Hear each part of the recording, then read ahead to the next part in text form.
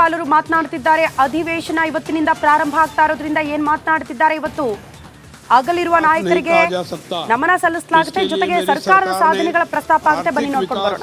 इस प्रकार करने का निर्णय लिया है कि वंचित जनता को समग्र आर्थिक विकास में शामिल किया जाएगा और आर्थिक विकास का फल स्वाभाविक रूप से सभी को उपलब्ध होगा। गारंटी योजनाएं इस संबंध में एक शुरुआत मात्र है। मुझे यह बताते हुए खुशी हो रही है कि मेरी सरकार ने 5 गारंटी योजनाओं शक्ति, अन्न भाग्य, गृह ज्योति, गृह लक्ष्मी और युवा निधि को सफलतापूर्वक और प्रभावी ढंग से लागू किया है। मेरी सरकार द्वारा लागू की गई गारंटी योजनाओं के कारण 1.2 करोड़ से अधिक परिवार गरीबी रेखा से बाहर आकर मध्यम वर्ग की स्थिति में आ रहे हैं। यह एक वैश्विक रिकॉर्ड है कि मेरी सरकार के एक निर्णय से प्रदेश के 5 करोड़ से अधिक लोग मध्यम वर्ग की स्थिति में आ जाएंगे। मेरी सरकार गारंटी योजनाओं के माध्यम से अप्रत्यक्ष रूप से लोगों के जीवन में महत्वपूर्ण बदलाव देख रही है। हमारे राज्य में सूखे की स्थिति के बावजूद किसानों की आत्महत्या के मामले पिछले साल से कम हैं। मेरी सरकार इस विश्वास के साथ काम कर रही है कि किसी भी व्यक्ति के लिए किसी भी कारण से आत्महत्या करना उचित नहीं है। मेरी सरकार एक भविष्योन्मुखी सरकार है।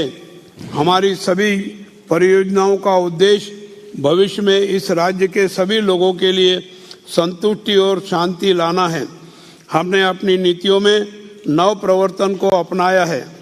अर्थव्यवस्था की रीढ़ कृषि, उद्योग और सेवा क्षेत्रों में नई आकांक्षाएं पैदा करने, रोजगार के अवसर बढ़ाने और जीवन सुरक्षा प्रदान करने के लिए मेरी सरकार द्वारा सभी आवश्यक कदम उठाए गए हैं। प्रौद्योगिकी में नए नवाचार लोगों के जीवन के सभी पहलुओं पर कब्जा कर रहे हैं और नए अवसर पैदा कर रहे हैं। हम अपने युवाओं को इन अवसरों को अपनाने और उद्यमिता विकसित करने के लिए तैयार करने हेतु एक नई शिक्षा नीति तैयार कर रहे हैं।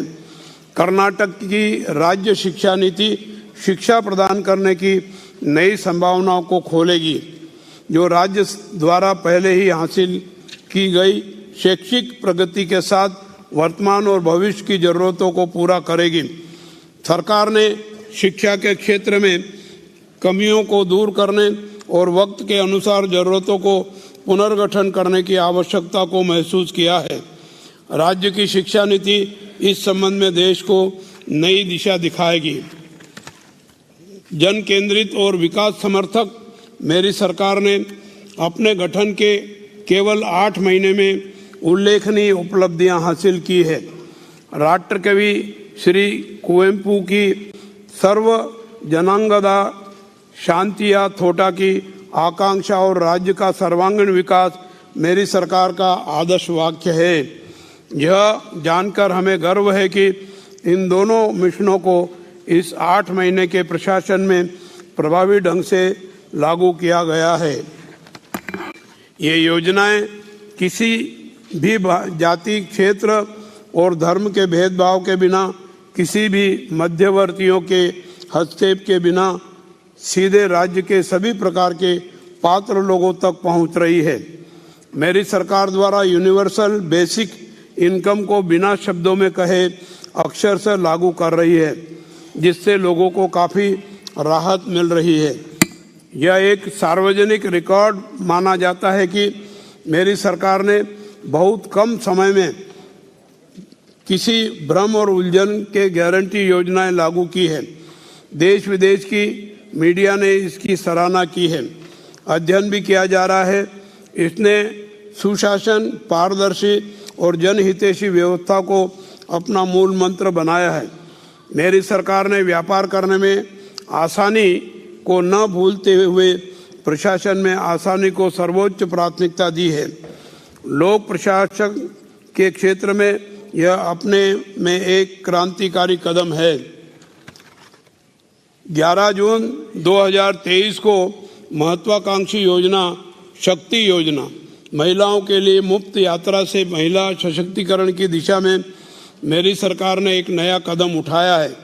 इस योजना से राज्य की 3.5 करोड़ महिलाएं लाभान्वित हो रही है, जिनमें लैंगिक अल्पसंख्यक छात्राएं जाति और धर्म से परे लाभान्वित हो रही है।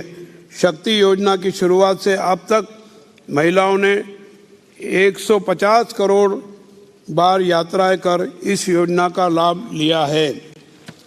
राज्य सरकार की महत्वाकांक्षी अन्न भाग्य योजना के तहत राष्ट्रीय खाद्य सुरक्षा अधिनियम के तहत वितरित 5 किलोग्राम खाद्यान्न के साथ अतिरिक्त 5 किलोग्राम खाद्यान्न वितरित किया जाएगा। इस प्रकार प्रत्येक लाभार्थी को 10 किलोग्राम खाद्यान्न वितरित करने के लिए प्रतिबद्ध है।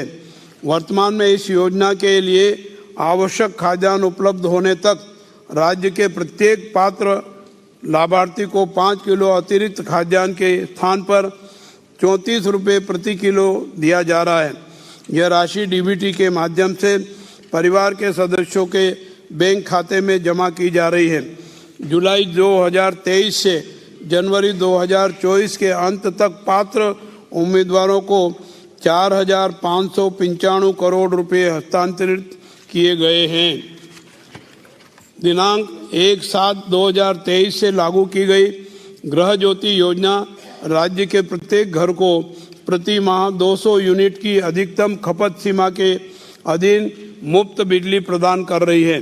इस योजना से राज्य के 1.60 करोड़ उपभोक्ता लाभान्वित हो रहे हैं। गृहलक्ष्मी योजना के तहत 17,500 करोड़ रुपए का अनुदान आवंटित किया गया है, जो राज्य के प्रत्येक पात्र परिवार की महिला मुखिया को हर महीने 2,000 रुपये प्रदान करता है। योजना के तहत 1.17 करोड़ महिला लाभार्थियों को पंजीकृत किया गया है और जनवरी 2024 तक उक्त लाभार्थियों को कुल 11,037 करोड़ रुपए का अनुदान डीबीटी के माध्यम से जारी किया गया है। सरकार द्वारा युवा निधि योजना के तहत आदेश जारी किए गए हैं कि वे सभी स्नातक एवं डिप्लोमा धारक जो वर्ष 2022-23 में उत्तीर्ण हुए और 180 दिन पूरे होने के बाद भी रोजगार प्राप्त नहीं कर सके, उन्हें क्रमशः 3,000 रुपये एवं 1,500 रुपये मासिक भत्ता 2 वर्ष की अवधि के लिए या 2 वर्ष के भीतर नियोजित होने तक बेरोजगारी भत्ते के रूप में दिया जाएगा। यह योजना राष्ट्रीय युवा दिवस यानी स्वामी विवेकानंद जयंती के अवसर पर लागू की गई है। इस प्रकार मेरी सरकार ने गारंटी योजनाओं को सफलतापूर्वक लागू करके प्रतिबद्धता पूरी की है। गारंटी योजनाओं से लोगों के हाथ में पैसा आने से अर्थव्यवस्था को नई गति मिली है। एक तरफ राज्य में बड़े पैमाने पर घरेलू और विदेशी निवेश आ रहा है। इन 8 महीनों में राज्य में 77,000 करोड़ रुपए से ज़्यादा का निवेश आया है। दूसरी ओर गारंटी योजनाओं के कारण लोगों में क्रय शक्ति का नया संचय होने से आर्थिक गतिविधियों में तेजी आ रही है। टैक्स कलेक्शन बढ़ रहा है। मुझे ये बताते हुए गर्व हो रहा है कि जनवरी माह के अंत तक हमारा राज्य जीएसटी संग्रहण में वृद्धि दर के साथ देश में प्रथम स्थान पर है। पिछले 8 महीनों से यहाँ विकास का एक नया युग शुरू हुआ है। मेरी सरकार इसे और भी ऊपर ले जाने के लिए प्रतिबद्ध है। मेरी सरकार द्वारा शुरू की गई गारंटी योजनाएं देश के लिए एक मॉडल है। अन्य सरकारें इन योजनाओं को अपनाने की प्रतिस्पर्धा में हैं। राज्य के राजस्व संग्रहण में जोरदार वृद्धि हुई है। जीएसटी कलेक्शन में हम देश में दूसरे स्थान पर हैं।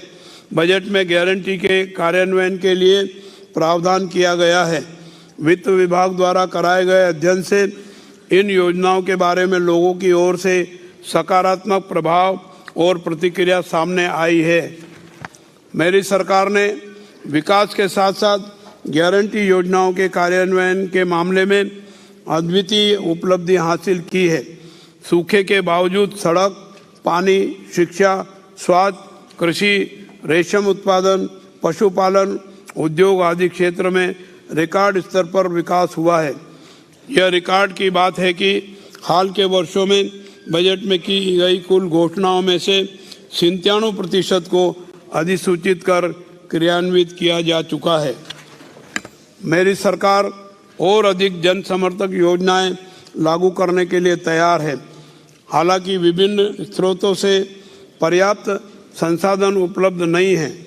देश में सबसे ज़्यादा टैक्स वसूलने वाले राज्यों में कर्नाटक दूसरे नंबर पर है, लेकिन टैक्स हिस्सेदारी की प्राप्ति के मामले में यह 10वें स्थान पर है।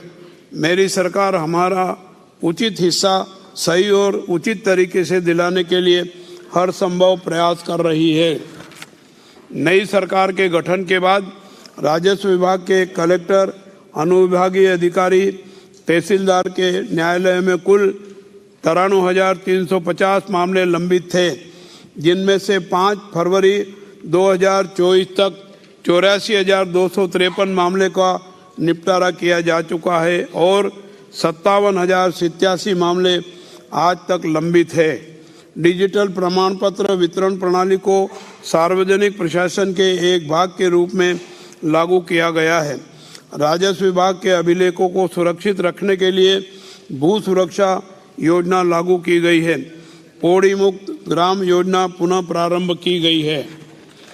राज्य का बड़ा हिस्सा भीषण सूखे की स्थिति से जूझ रहा है।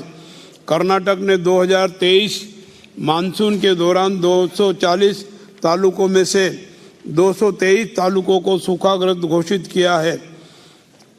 उनमें से 196 तालुकों को गंभीर सूखाग्रस्त श्रेणी में वर्गीकृत किया गया है। राज्य सरकार ने पेयजल और चारे की उपलब्धता जैसे तत्काल सूखा राहत उपायों के लिए 31 जिलों को 324 करोड़ रुपए जारी किए हैं। राज्य सरकार ने भारत सरकार के कृषि एवं किसान कल्याण मंत्रालय को खरीफ सूखा राहत से संबंधित ज्ञापन सौंपकर सूखा प्रभावित तालुकों में सूखा राहत उपायों के लिए एनडीआरएफ से 18,171.44 करोड़ रुपए की वित्तीय सहायता मांगी है। अब तक कोई राशि जारी नहीं की गई है, फिर भी राज्य सरकार लोगों की तकलीफों को कम करने के लिए तत्काल सूखा राहत जारी करने के लिए सभी आवश्यक प्रयास कर रही है।